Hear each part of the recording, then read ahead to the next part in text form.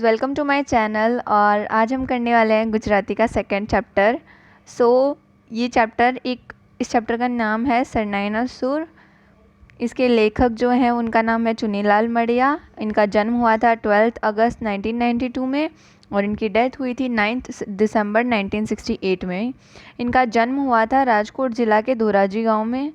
और ये वार्ताकार, नवलकथाकार और नाट्यकार तरीके में प्रसिद्ध हैं। ये नाट्यकार के वर्क पे भी नाट्यकार, वार्ताकार और नवलकथाकार तरीके इन्होंने काम किया है, तरीके में काम किया है।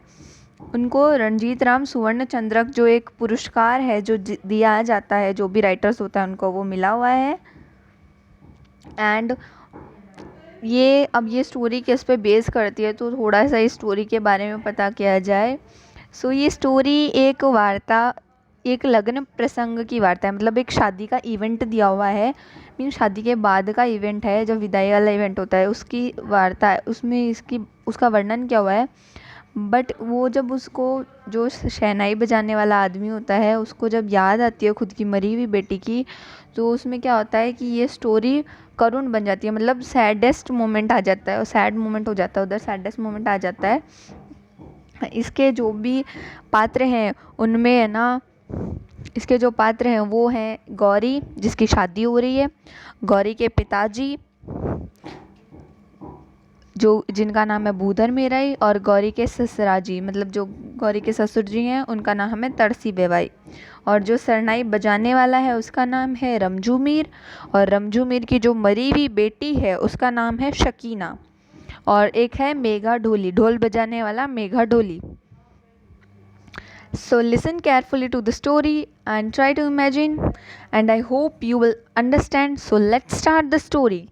So guys, ये एक स्टोरी में जैसे कि मैंने आपको इंट्रोडक्शन में बताया, ये मैरिज के बाद का एक इवेंट होता है। तो उस इवेंट में क्या हो रहा होता है, जो भी सारे मंडप और वो सब, उनकी पूजा हो जाती है। सब जो लोगों के पैर लगना होता है, वो सारे इवेंट्स जो शादी के बाद होते हैं, 7 फेरों के बाद जो उनके इवेंट्स हो रहे थे, वो सब हो जाते हैं।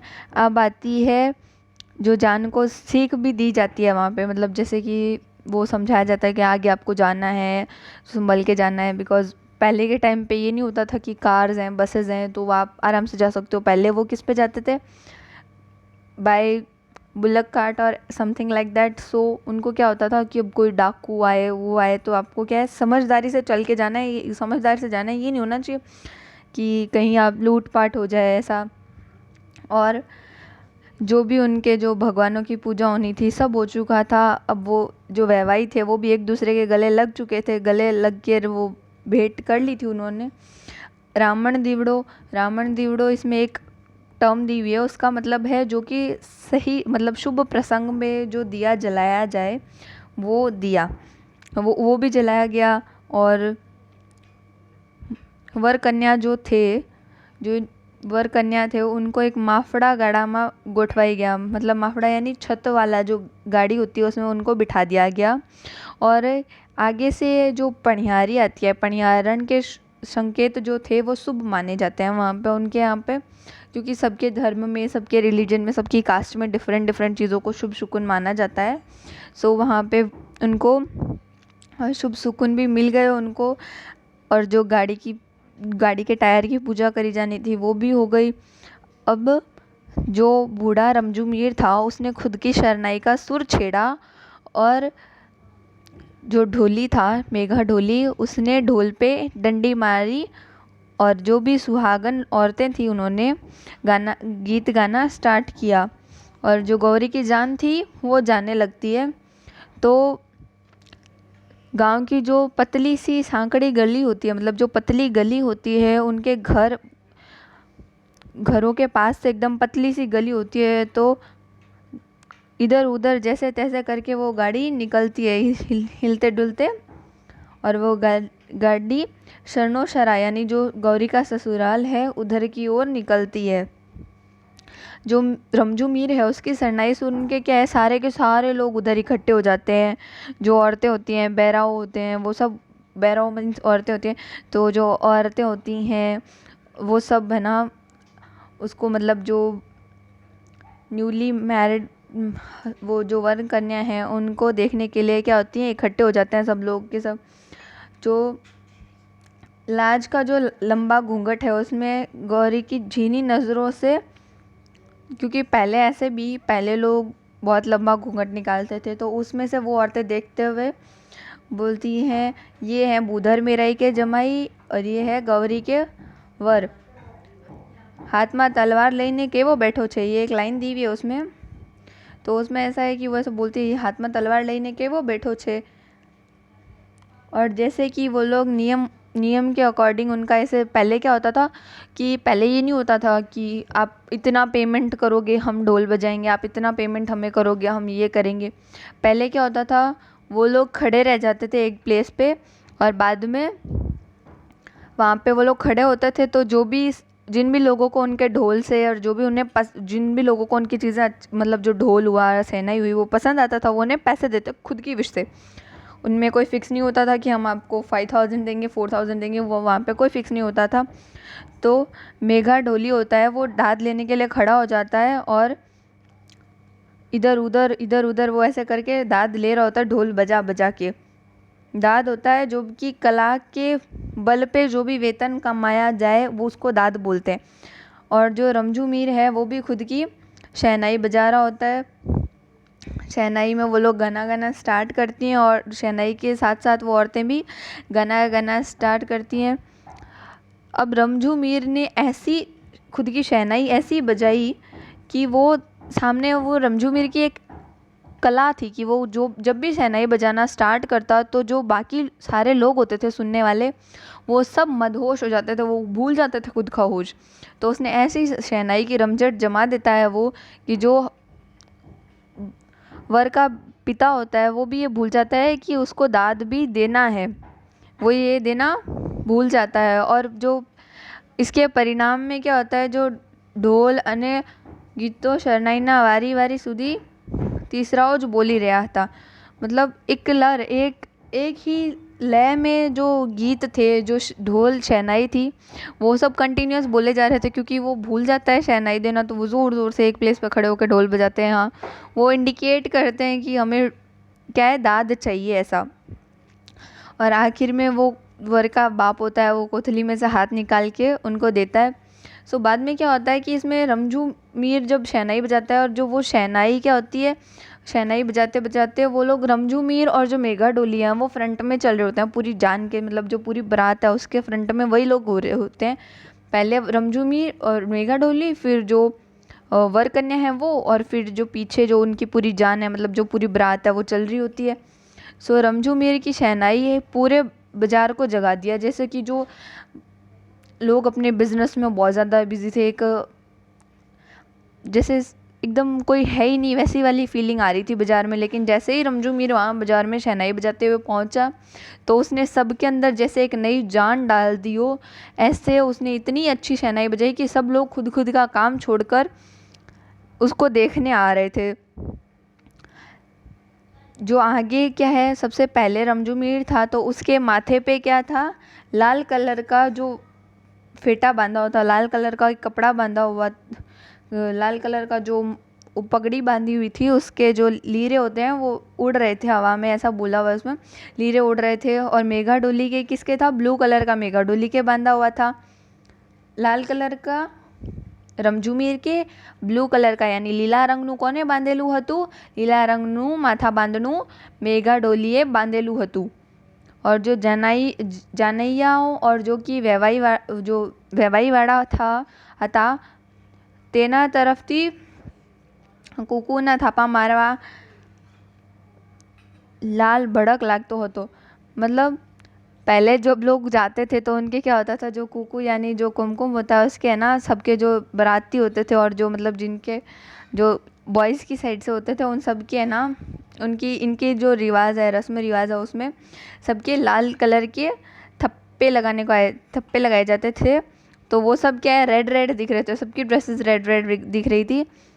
और जो भी औरतें थी उन सब की डिफरेंट ड्रेसेस थी, बिकॉज सब अलग अलग कपड़े पहन के आए थे, तो सब एक अलग ही वहाँ पे माहौल सा बन गया था। और जो गाड़ी में बैठा वर राजा था उसने शाइनी जामा, जरियन जामा, और हाथ में तलवार ली हुई थी रंगीन मयान वाली। और जो गर्ल थी उसने पंचरंगी पटोड़ू, पटोड़ा है एक, हम सब जानते हैं पटोड़ा दोनों साइड से वेयर करी जा सकती है, ऐसी एक स्पेशल साड़ी होती है।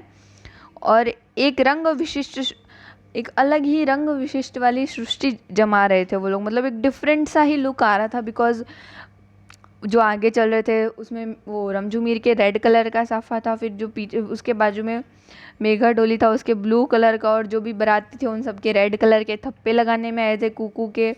फिर उन वर कन्या के भी दोनों के डिफरेंट डिफरेंट वर के जरियन जामो, और जो उसके हाथ में रंगीन तलवार, रंगीन मियान में जो तलवार थी वो। फिर जो गर्ल ने पचरंगी पटोड़ू पहन रखा था, पटोड़ा पहन रखा था वो, ये सब सारे साथ मिलकर क्या कर रहे थे, एक यूनिक ही माहौल सा बना रहे थे। और उसके ऊपर क्या, रमजू मीर की शहनाई, ये इतना रंगीन माहौल और उस पर रमजू मीर की शहनाई सुन रहे थे सब लोग। तो सब इधर खुद का काम छोड़कर और सब उसको सुने जा रहे थे। ऐसे दिवस में सुनसान, मतलब कॉमन डे में जो सुनसान लगता है बाज़ार, उसको रमजू मीर ने एक नई दुनिया ही बना दिया, एक नई सी दुनिया निकाल दी उसमें से। सब उसके सुर से मोहित होकर बस वहीं खड़े हो गए। जैसे ही उसके सुर को जो भी सुने वो खुद को भूल जाता है एक बार के लिए, तो भाई वो उसको क्या काम करना था, क्योंकि उसका सुर ही इतना अच्छा होता था। तो जो सारा बाज़ार था वो जो जैसे ही बीच बाज़ार में आया जो रमजू मीर, तो उसने वो खड़ा रह गया वहाँ पे। और क्या होता है कि लोग सब ऐसे सब हैप्पी हैप्पी होते हैं, तूफ़ान मस्ती, सब मस्ती तूफ़ान चल रहा होता है उनके। अब जैसे ही है ना उसको ऐसे लगता है कि अब आता है स्टोरी में ट्विस्ट। अब सब इतनी देर सब हैप्पी थे, बट जो सब लोग हैप्पी हैप्पी तो जा रहे थे सब लोग, क्योंकि वो रमजू मीर की शहनाई थी। बट बाद में क्या होता है कि उसको इवेंटली ये याद आता है कि हाँ, उसने 20 साल पहले खुद की जो बेटी शकीना थी वो, उसको भी ऐसे ही विदा किया था। उसकी बेटी थी शकीना, उसको उसने ऐसे ही विदा किया था। लेकिन उसके जैसे ही दिमाग में ये थिंक आती है तो क्या होता है ना, उसका अचानक से जो वो शहनाई बजा रहा होता है हैप्पी फील वाली, वो अचानक से सैडनेस में बदल जाती है। क्योंकि वो क्या होता है ना, उसको खुद की बेटी की याद आती है। उसको याद आता है कि हाँ, मेरी बेटी की शादी 20 साल पहले मैंने ऐसे ही विदाई करी थी उसकी भी। लेकिन बदकिस्मती से 8 दिन के बाद ही उसको उसके समाचार आते हैं उसके पास कि उसकी बेटी की मृत्यु हो गई है, और ये भी नहीं पता कि मृत्यु का रीज़न क्या है, मृत्यु का कारण क्या है। तो उसके दिमाग में अब ये थिंग्स चलने लगती हैं। और जहाँ की लोग क्या होता है, लोग तो सब हैप्पी होते हैं, सब खुश होते हैं। 3 बजे के आसपास का टाइम होता है तो सब लोग एकदम खुश चल रहे होते हैं। वहीं लोगों को है ना, वो जैसे ही मतलब खुद के जो मतलब वो शहनाई बजा रहा होता है रमजू मीर, तो क्या होता है कि वो सब उसको सुने जा रहे होते हैं, जो वो खुद की आंखें बंद करके। और मतलब जैसे गालें तो फूलती हैं, जब हम हवा अपने गालों में लेते हैं तो हमारी गालें फूल जाती हैं, चिक्स फूल जाते हैं हमारे। वैसे ही वो शहनाई में ना एक जान डाल रहा होता है। बिकॉज शहनाई कोई बोलती नहीं है, लेकिन उसको खुद की सांस से वो ऐसे मतलब डाल के जान, और ऐसे बताता है कि हम वो क्या बोलना चाहता है, वो उसकी सिर्फ श्वास से वो बताता है खुद की प्लेइंग से। तो लोग वो जैसे उसके दिमाग में वो थॉट्स आते हैं तो उसका क्या है, स्पीड स्लो हो जाती है चलने की। तो लोग उसे बोलते हैं, हालो मीर हालो जट वहता था। उसको लोग ऐसा बोलते हैं क्योंकि वो स्टॉप हो जाता है। एक तो वो फ्रंट में चल रहा है, नेक्स्ट थिंग वो अब स्टॉप हो गया, तो क्या हुआ, वो रुक गया। और बाद में उसके दिमाग में तो वही चल रहा होता है कि मेरी भी बेटी की मैंने विदाई करी थी, उसकी मृत्यु हो गई। अब उसको क्या लगता है कि ये गौरी नहीं है, ये उसकी बेटी शकीना ही है। वो गौरी में किसको देख रहा होता है, खुद की मरी हुई बेटी शकीना की फीलिंग आ रही होती है उसे। सो बाद में जो लोग उसको ऐसा बोलते हैं, चलो मीर चलो। अब वो थोड़ा बहुत, उसको ऐसा होश भी नहीं होता कि वो क्या होता है, उसको टाइम ही नहीं होता उस चीज़ का। वो उसके दिमाग पे ये टाइम, उसके पास ये इतना टाइम ही नहीं होता कि वो उसको सुने। उसके दिमाग में तो बस यही चल रहा होता है जो पुराने समय की जो थिंग थी कि भाई ऐसे मतलब मेरी बेटी की भी शादी हुई थी, ऐसा सब। तो बाद में ना जो ससुरा होता है मतलब ससुर होता है उसका, जो गौरी का ससुर होता है, वो बोलता है कि इस गति से अगर है ना, बाद में वो ऐसे बोल देते हैं, तरसी वेवाई होते हैं वो, क्योंकि धीरे चल रहा होता है मीर, उनको नहीं पता होता कि उसके साथ ऐसा कुछ और उसके दिमाग में अभी वो सब चल रहा होता है। तो वो बोलते हैं कि अगर इस गति से ना 1 रुपये में गज का चलने का हिसाब से अगर हम आगे चलेंगे ना, तो क्षणोक्षरा है ना हमें पहुँचने में रात हो जाएगी, सांझ पड़ी जैसे। और इसमें अंधेरा होने के बाद क्या होगा, होराजीनी किचन लाइट मंगावी पड़से। होरा, अब देखो रात में वहाँ पे कोई स्ट्रीट लाइट्स वाला सिस्टम तो होता ही नहीं है, तो वहाँ पे क्या होता है, वो ऐसे उसको ऐसे बोलता है, अब अगर ऐसी स्पीड से चलेंगे ना तो हमें स्ट्रीट लाइट मंगवानी पड़ेगी।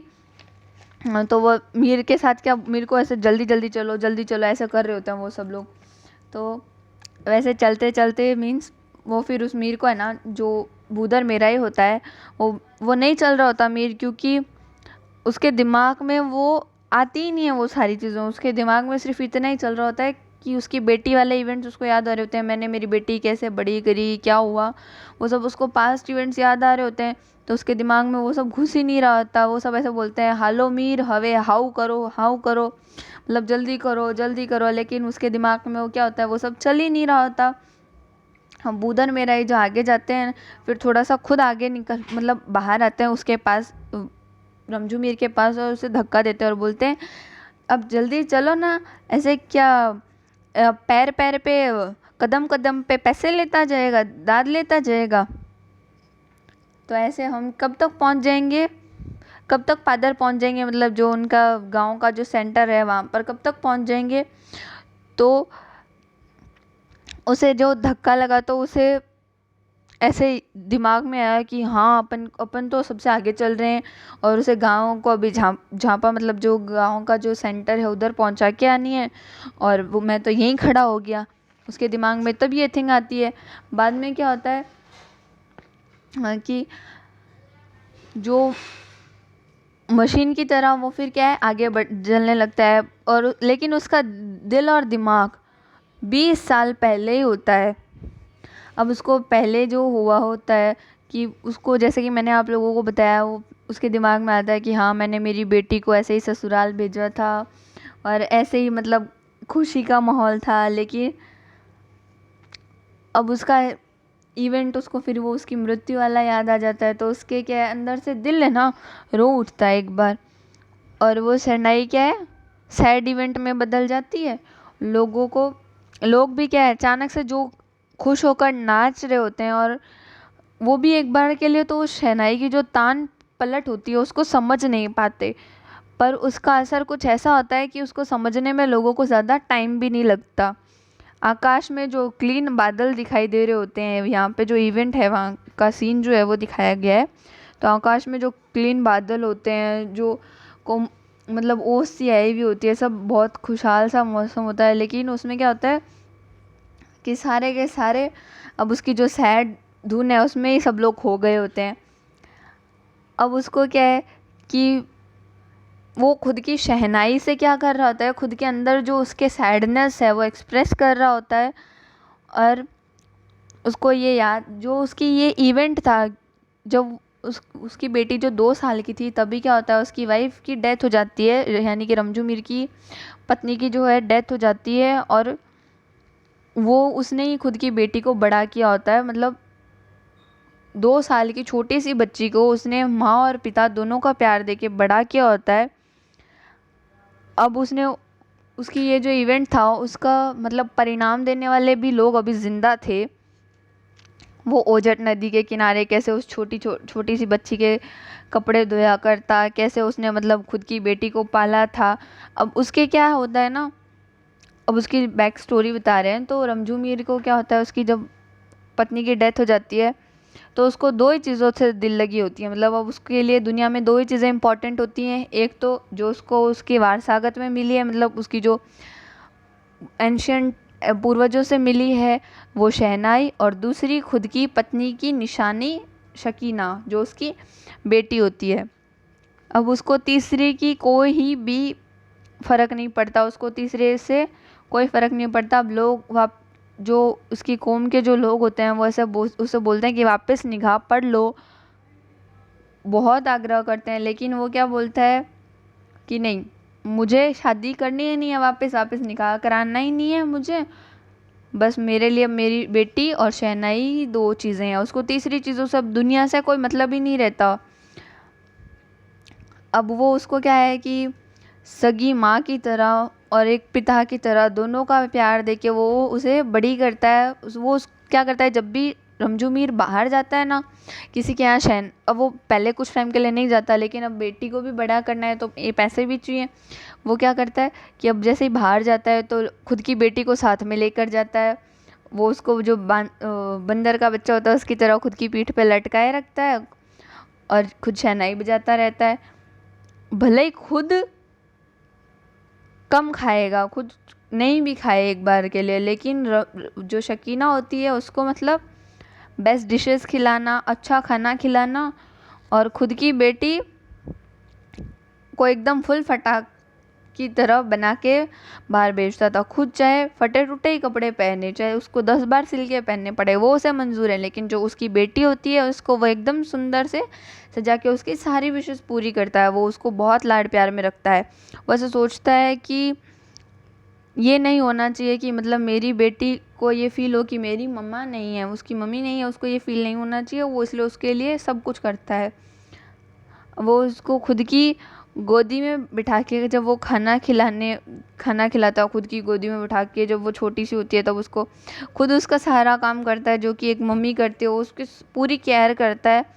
और जैसे कि सबके साथ होता है तो उसको भी उसकी बेटी की शादी करनी होती है। उससे पहले भी कुछ इवेंट्स दिए हुए हैं, तो उसमें क्या होता है कि जो शहनाई होती है ना वो सिर्फ रमजू मीर के लिए पैसे कमाने का साधन नहीं होती। रमजू मीर क्या करता है, खुद की बेटी की जो मतलब बेटी को कभी उसकी बेटी रूठ जाए तो मनाने के लिए, कभी अकेला होता है और उसको मतलब पुराने टाइम की याद आती है उसकी वाइफ की, तो वो क्या करता है तब भी वो मतलब ऐसे शहनाई बजाता है। और वो जब खुश होता है तब भी वो शहनाई बजाता है। मतलब वो खुद के सारे इवेंट्स में क्या शहनाई बजाता है। अब जो शकीना होती है वो उसको जब वो रूठ जाती है तो वो उसे मनाता है, और वो है ना छोटे बच्चे कैसे बोलता है वैसे बोलने लगती है खुद की, मतलब जो शकीना की जो छोटे बच्चे जैसी आवाज़ होती है उसमें वो खुद की मरी हुई पत्नी की है ना, जैसे उसकी मरी हुई पत्नी बोल रही है, वो उसको ऐसे फील होता है। अब उसके उस जीवन में, उस दुखी जीवन का है ना, उसके साथ निभाने के लिए कौन था, सिर्फ शहनाई और शकीना। तो जैसे कि सबके साथ होता है वैसे उसको भी उसकी बेटी की शादी करनी थी। अब क्या होता है, उसकी बेटी की शादी कर देता है, वो बड़ी धूमधाम से उसकी शादी करता है। लेकिन उसकी बेटी की 8 दिनों के बाद ही ये न्यूज़ आती है कि उसकी बेटी की डेथ हो गई है। उसका कोई भी रीज़न भी नहीं पता होता। तो उससे क्या होता है, उसको बहुत ज़्यादा झटका लगता है, बिकॉज़ उसकी एक तो पहले उसकी वाइफ की डेथ हो गई है। तो वो उसकी जैसे ही वाइफ को वो मरवे के जो फूल होते हैं, मरवे के होते हैं, उनको जैसे ही वो चढ़ाने जाता है उसकी कब्र पे, वो जैसे ही चढ़ाने जाया करता था और उसको ऐसे मतलब वो पुराने इवेंट से अचानक से उसको वो सब भी याद आने लगता है कि अब उसकी दुनिया में अब कोई नहीं रहा। उसको 2 ही चीज़ों से दिल लगी थी, एक तो शकीना और दूसरी शहनाई। शकीना को तो वो खुद की जान से भी ज़्यादा प्यार करता था। उसने इतनी बड़ी, उसको इतनी प्यार से उसको बड़ा किया था। अब क्या है, उसका दिमाग पे एकदम बहुत ज़्यादा सडन इफ़ेक्ट पड़ता है और वो मतलब बहुत सैड हो जाता है। लोग बोलते हैं कि ये तो पागल हो गया है, इसको क्या हो गया, इसका मतलब दिमाग खिसक गया है, इसकी दिमाग की नस खिसक गई है, ऐसे वैसे सब उसको बोलते हैं। वो कई दिनों तक तो क्या है ना बाहर भी नहीं जाता। लेकिन अब फिर कुछ टाइम के बाद जैसे जैसे टाइम बीतता है तो लोगों के बोलने पे, समझाने पे और खुद कुछ जीवनी चलाने के लिए क्या होता है, वो बाहर जाने लगता है। लेकिन उसको जैसे ही शकीना की याद आती है तो उसका मन क्या है, वापस दुखी हो जाता है। जब भी उसको शकीना की याद आती है उसका मन दुखी हो जाता है, क्योंकि उसके लिए वो इवेंट बिल्कुल सुखद नहीं होता। सकीना की यादें उसके लिए सुखी नहीं होती, क्योंकि उसकी बेटी ज़िंदा होती तो उसके लिए वो सारी हैप्पीनेस होती। लेकिन अब क्या है, उसकी बेटी ज़िंदा नहीं है तो उसके लिए वो बिल्कुल भी सुख वाला कुछ अनुभव ही नहीं होता उसके बीच में। तो जैसे ही उसको ये सब याद आ रहा होता है तो लोग उसको मतलब पागल बोलना ऐसे वैसे। अब जैसे ही वो जो गांव का झांपा होता है, जो गांव की सीमा होती है, उधर पहुंचते हैं तो लोग गाड़ी, जो बैलगाड़ी होती है वो पेड़ के नीचे खड़ी होती है और वहाँ पे जो सारे लोग मिलते हैं उस गौरी से, उसकी माँ से मतलब पानी पिलाती है। गौरी की आंखों में आंसू देखकर उसकी माँ को भी बुरा लगता है, लेकिन वो क्या है, रोती नहीं है क्योंकि उसको पता है अगर उसकी वो रोएगी तो उसकी बेटी ज़्यादा रोएगी। अब ये सारा दुख और कोई देख सके या ना सके, लेकिन जो रमजू मीर था उसको ये सब समझ आ रहा था। क्यों? क्योंकि उसने भी उसकी बेटी को इतने लाड प्यार से पाला था और उसकी साथ वो जो सब हुआ वो सब उसे वापस बार बार देख कर याद आ रहा था। उसको गौरी में खुद की शकीना दिखाई दे रही थी। अब विदाई ले ली। अब लोग, जो गांव के लोग थे वो तो वापस चल दिए और जो रमजू मीर था वो उनके साथ ही हो लिया। अब उसको दिमाग में ये भी नहीं है कि हाँ मतलब ऐसा कुछ है, मेरे को भी यहाँ रुकना है, मेरा यही गांव है। लोग उसे बोलते हैं रुक जा रमजू मीर, रुक जा, मतलब उसको ऐसा कोई बोले तो भी उसको क्या का फ़र्क पड़ने वाला है। लोग ऐसे बोलते हैं ये पागल हो गया है क्या, ये बारात के साथ ही आगे जा रहा है। बट वो क्या है, जा रहा होता है बस। जैसे ही वो थोड़ी लोग, उसका जो मतलब ससुर होता है वो बोलता है ये रमजू मीर कैसा पागल, कितना लालची है, अब आपने कैसा शहनाई वाला ढूंढा है, ये तो दाद लेने के लिए हमारे साथ तक जाने को तैयार है। जो उस लड़की का पापा होता है वैसे बोलता है कि जाने जाए तो जाने दो इसका, मतलब पहले तो ऐसे बोलता है कि बेचारा दुखी आत्मा है, हो गलती हो ही जाती है। फिर उसको गुस्सा आता है तो वो बोलता है कि जाए तो जाने दो, ये इसमें कितनी हवा फूंक ले, इसको है ना पैसे, कोई पैसे नहीं देने अब इसको। बाद में वो क्या है, साथ साथ में उनके साथ ही है ना, हाँ, चल देता है वो गाड़ी के साथ साथ ही। बाद में लोग उसकी हंसी, वो जैसे ही उनके साथ साथ चल रहा होता है तो अब वो जो जाने होते हैं, जो बारात में आए हुए लोग होते हैं, वो सब भी उसका मजाक उड़ाने लगते हैं कि भाई कैसा इंसान है ये, मतलब पैसों के लिए ऐसे वैसे। लेकिन कोई ये नहीं जानता कि मतलब उसको दिमाग उसके खुद के बस में नहीं है, उसको सिर्फ उसकी बेटी की याद आ रही होती है। वो उसको ये नहीं पता होता, वो दिशा शून्य हो गया होता है, उसको ये नहीं पता होता कि वो क्या कर रहा है। सो अब उसके साथ साथ वो चल दिया होता है। अब बीच में जैसे ही कब्रिस्तान आता है ना तो उसके पैर अपने आप रुक जाते हैं। जैसे कि गाय होती है, उसको क्या होता है, अब वो उसको कितनी भी दूर वो खेत में घुमा के लाओ आप, लेकिन वो वापस घर आते ही जहाँ पे उसकी जगह होती है वहीं पे वो क्या होती है, खड़ी हो जाती है। वैसे ही कब्रिस्तान से जो मरवे के फूलों की सुगंध आ रही थी वो उसके नाक में जैसे ही गई तो रमझुमीर झट से खड़ा हो गया और उन वर कन्या को पीछे छोड़ते हुए वो जो कब्रिस्तान होता है उसकी ओर जाता है। वहाँ बैठकर वो बहुत देर तक बांस, वो जो उसकी होती है शहनाई बजाता है, बहुत ज़्यादा टाइम तक वो शहनाई बजाता है। और लास्ट में उस दिन के बाद उसकी शहनाई लोगों ने सुनी ही नहीं। उसका मन इतना, मतलब इतना सैड हो जाता है, कोई हद नहीं है। अब वो है ना, रमजू मीर उससे पहले क्या करता है, जैसे वो जाने वाला होता है ना उधर, तो वो उसको जितने भी सारे पैसे मिले होते हैं ना, जो दाद में उसको पैसे मिले होते हैं, वो सारा ना, वो जैसे ही खुद की जेब में हाथ मारता है, खुद के खिस्से में हाथ मारता है जेब में, तो वो देखता है कि थोबो भरे एटले मुट्ठी भरे ना, ऐसे पूरे दोनों हाथ जॉइंट करके जितने हाथ भरे ना, उतना जितना पैसा उसको क्या है, उसको जो पावली होती है वो देते हैं, वो लोग दे देते हैं। क्यों? क्योंकि वो जैसे बीच बीच में रुक जाता है तो लोगों को लगता है कि उसको पावली देनी है, तो सब उसकी जेब में डाल रहे होते हैं, लेकिन उसको कोई भान ही नहीं होता कि क्या हो रहा है। देन वो सारे के सारे पैसे वो गौरी को दे देता है, बोलता है कि मैं ये पैसे तुझे कपड़ों के लिए दे रहा हूँ। वो उसको शकीना मानकर वो सारे के सारे पैसे दे देता है, क्योंकि और खुद फिर कब्रिस्तान की ओर चला जाता है। और वहाँ पे वो बहुत देर तक शहनाई बजाता है, बहुत देर तक शहनाई बजाता है। उस दिन के बाद उसकी शहनाई किसी को नहीं सुनाई दी। बस वो गौरी की शादी में उसने लास्ट टाइम शहनाई बजाई थी, लोगों को तो ये लगता है कि मतलब वो पैसों के लिए कर रहा है, लेकिन उसका दिमाग बहुत दुखी होता है, वो दिल से बहुत दुखी होता है। तो वो उसको उसकी बेटी की याद आती है तो वो रुक जाता है, लेकिन लोगों को तो उसमें सब पैसे दिखाई दे रहे होते हैं। बाद में कब्रिस्तान में वो शहनाई बहुत देर तक शहनाई बजाता है, उसको जैसे ही दुख होता है। अब इतनी देर तक कंटिन्यूअसली कोई शहनाई प्ले करेगा तो ऑब्वियसली उसकी डेथ हो जाएगी। तो उसकी डेथ हो जाती है, उसके बाद उसकी शहनाई कोई नहीं सुन पाता। सो ये थी एक स्टोरी।